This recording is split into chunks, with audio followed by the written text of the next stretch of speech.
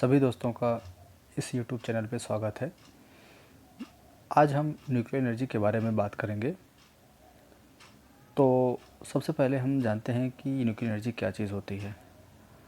अगर लेमैन की भाषा में बात करें तो जो फिशन रिएक्शन से एनर्जी रिलीज़ होती है उसी को हम न्यूक्लियर एनर्जी बोलते हैं।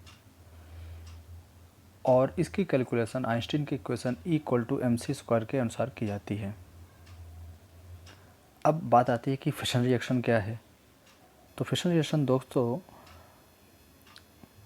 ये सिंपल वर्ड्स में अगर डिफ़ाइन करें तो यूरेनियम 235 पे जब न्यूट्रॉन से रिएक्शन कराई जाती है या बॉम्बार्डमेंट किया जाता है तो एक अनस्टेबल न्यूक्लियस यूरेनियम 236 बनता है। यह यूरेनियम 236 बाद में स्ट्रांसियम और जिनन में टूट जाता है। ये लाइटर न्यूक्लियाई होते हैं और साथ में 2 न्यूट्रॉन और लगभग 200 MeV के फॉर्म में एनर्जी बाहर आती है। तो इस रिएक्शन में आपने ये देखा कि neutron plus uranium 235 equal to strontium 90 plus xenon 144 plus 2 neutron plus 200 MeV की एनर्जी, ये रिएक्शन कंप्लीट होती है। पर दोस्तों एक नई चीज़ आपको मैं बताता हूँ कि ज़रूरी नहीं है कि हमेशा स्ट्रांसियम और जिनन ही फिशन प्रोडक्ट के रूप में बने। यहाँ पे बेरियम और क्रिप्टन भी किसी किसी किताब में होता है। तो बहुत सारे फिशन प्रोडक्ट बन सकते हैं, बट आप रिएक्शन को बैलेंस करके रखिएगा। आप अपनी क्लास में एग्ज़ाम में कोई सा भी फिशन प्रोडक्ट रखिए, बस इक्वेशन को बैलेंस करके रखेंगे तो उसमें कोई दिक्कत नहीं आएगी। क्योंकि इसमें कोई ये कह नहीं सकता कि यही प्रोडक्ट बनेगा। इसमें एक बेल शेप कर्व होता है, जो आपको मैं बाद में और बताऊंगा। इस तरीके का कर्व होता है जिसमें फिशन यील्ड बताया जाता है यहाँ पे। तो इसमें प्रोबेबिलिटी निकाली जाती है कि यहाँ और यहाँ जो लाइटर न्यूक्लियाई हैं उसमें कौन कौन से हो सकते हैं, इसकी संभावना है। इसके बारे में हम आगे बाद में बात करेंगे। अभी हम केवल फिशन रिएक्शन सीखते हैं। तो अगर सिंपल वर्ड्स में मैं इसको डिफ़ाइन करूं तो a slow moving neutron when strikes uranium 235 nucleus producing N unstable uranium 236 nucleus which fission to produce 2 lighter nuclei of strontium and xenon। आगे हम ये देखते हैं दोस्तों कि ये जो यूरेनियम होता है इसको न्यूक्लियर पावर प्लांट में कैसे यूज़ किया जाता है। बहुत सारे दोस्तों का ये क्वेश्चन होता है कि आखिर यूरेनियम से बिजली कैसे बनाई जाती है। तो आपको दोस्तों मैं एक चीज़ बताता हूँ, जो इंडिया में न्यूक्लियर पावर प्लांट हैं उनमें जो यूरेनियम यूज़ किया जाता है उसको नेचुरल यूरेनियम बोला जाता है। ये नेचुरल यूरेनियम, इसमें यूरेनियम 235 का कंसंट्रेशन बहुत कम होता है, बहुत कम, लगभग 0.7%, 0.7% के करीब ही होता है इसमें। बाकी और जो विदेशों में यूज किए जाते हैं वहाँ इनरिच्ड यूरेनियम यूज किए जाते हैं, उनके बंडल अलग तरह के होते हैं। इंडिया में जो प्लांट है उसको PHWR टाइप के प्लांट बोले गए हैं। PHWR दोस्तों क्या है ये? PHWR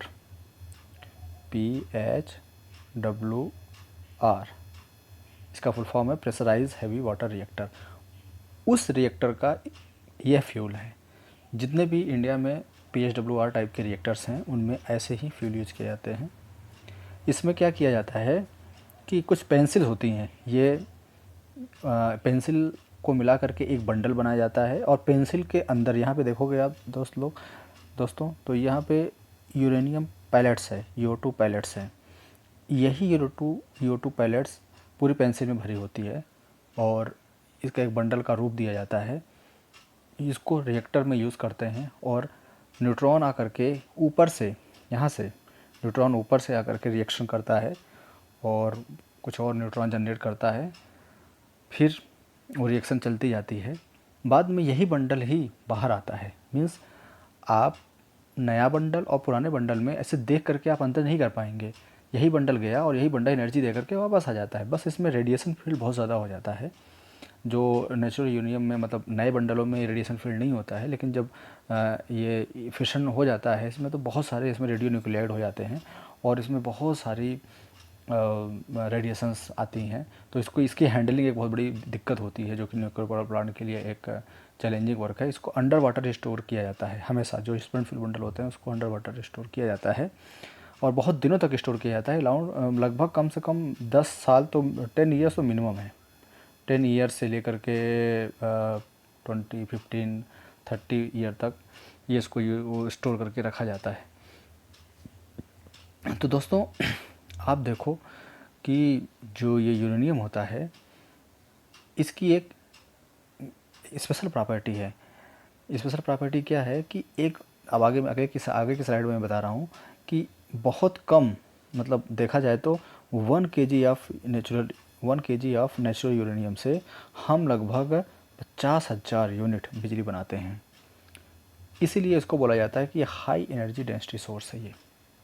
अब आप सोचो 1 kg अगर आप लकड़ी जलाओगे तो केवल 1 यूनिट बिजली बनेगी, 1 kg अगर कोल जलाओगे तो 3 यूनिट बिजली बनेगी, और 1 kg ऑयल जलाओगे तो 4 यूनिट बिजली बनेगी। बट लेकिन 1 kg यूरेनियम जलाने पे 50,000 आपको यूनिट इलेक्ट्रिसिटी प्रोड्यूस होती है। तो आप समझ सकते हो इसमें कितनी पावर है ना। क्या होता है फिशन रिएक्शन, इसकी इम्पोर्टेंस समझिए। और बिकॉज ऑफ दिस रीज़न जितने भी न्यूक्लियर पावर प्लांट होते हैं वो बहुत छोटे साइज़ के होते हैं, बहुत कम एरिया में ही बहुत ज़्यादा इलेक्ट्रिसिटी का प्रोडक्शन हो जाता है।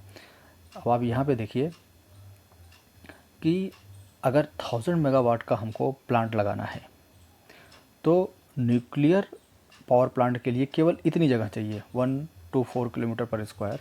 लेकिन वही थर्मल के लिए लगभग 20 से 50 किलोमीटर स्क्वायर की जगह चाहिए, लगभग एक स्मॉल टाउन के बराबर। वही अगर हम विंड से इतनी पावर लेना चाहते हैं तो उसके लिए 50 से 150 किलोमीटर स्क्वायर इतना बड़ा एरिया चाहिए। और बायोमास से तो बहुत ज़्यादा, एक डिस्ट्रिक्ट के इक्वलेंट इतनी जगह चाहिए।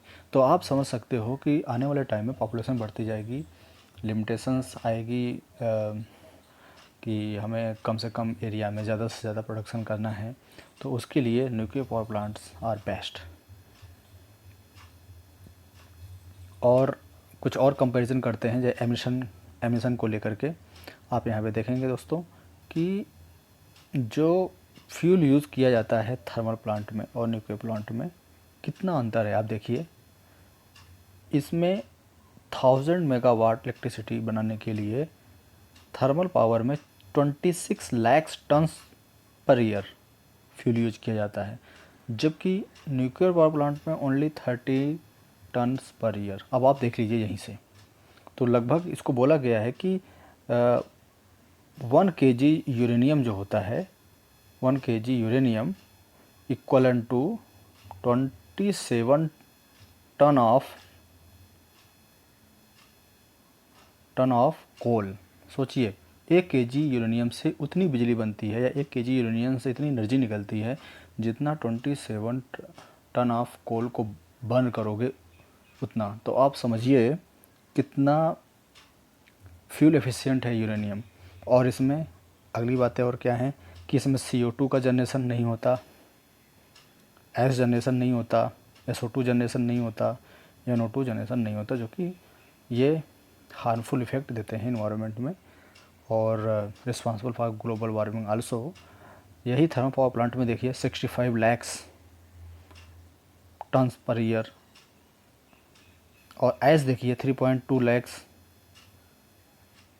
टन्स पर ईयर, और SO2 0.44 lakh tons per year, NO2 भी लगभग 0.22 लाख पर। तो ये बहुत बड़ी प्रॉब्लम्स होती है थर्मल पावर प्लांट के लिए। तो आशा करता हूँ दोस्तों आपने थोड़ा सा कंपैरिजन देखा होगा, यूरेनियम कैसे यूज़ किया जाता है न्यूक्लियर पावर प्लांट में, ये आपने सीखा होगा, और फिशन रिएक्शन क्या है।